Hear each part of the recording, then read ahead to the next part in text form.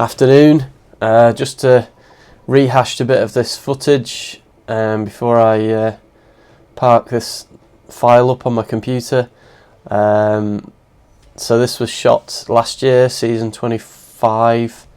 The machine was bought in 2024, and I myself helped John Longdon, who is driving the tractor. His dad is also called John. He's driving the harvester. So John and I went through the machine as much as we could, as much as time and economy allowed, really, sensibly servicing the machine up. So we did quite a few jobs to the... Most of the work was done in the feed housing, so new bearings, took that all apart. John did a lot of plating in there, then we put that all back together. We had the metal detector roller out, cleaned the tray, cleaned the roller.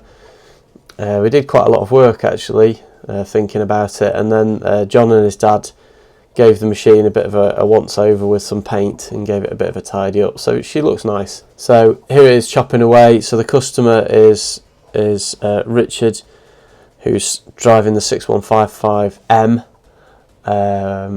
and the other person ferrying is John Longdon on the 6830. So the machine was bought as a bit of a, I suppose, a guilty pleasure.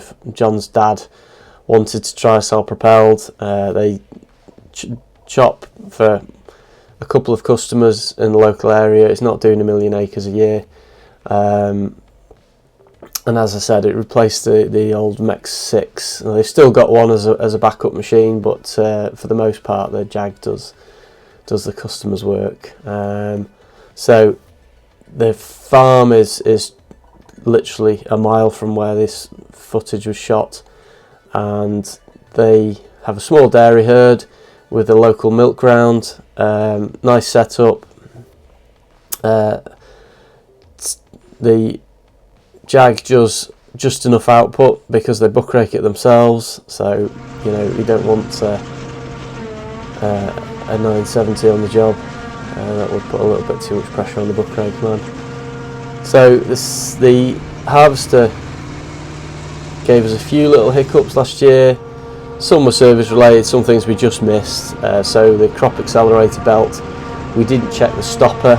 So there's a tensioner, which is a spring, and a stopper. So when a lump goes through the machine, it would push on the tensioner, and the belt would then come slack, and that's when it jumped off. So we had that problem. Fan belts chewed themselves through. The fan on these is massive, and it's driven in a traditional way, so off the engine directly, rather than the later machines that have got a 90-degree gearbox and effectively a separate drive system. So these were driven like an old engine. The fan's on the end of the engine, and it's got a big set of belts, and it chewed through them because the fan is huge and it takes quite a lot of power, particularly when the machine is working hard. So yeah, we had a few little hiccups. We've just been through the hydraulic low pressure valve block and resealed that, so hopefully that's going to stop a few drips and drops of oil for this season. And yeah, we'll try and get some more footage. So for now, over and out. Hope you've enjoyed it.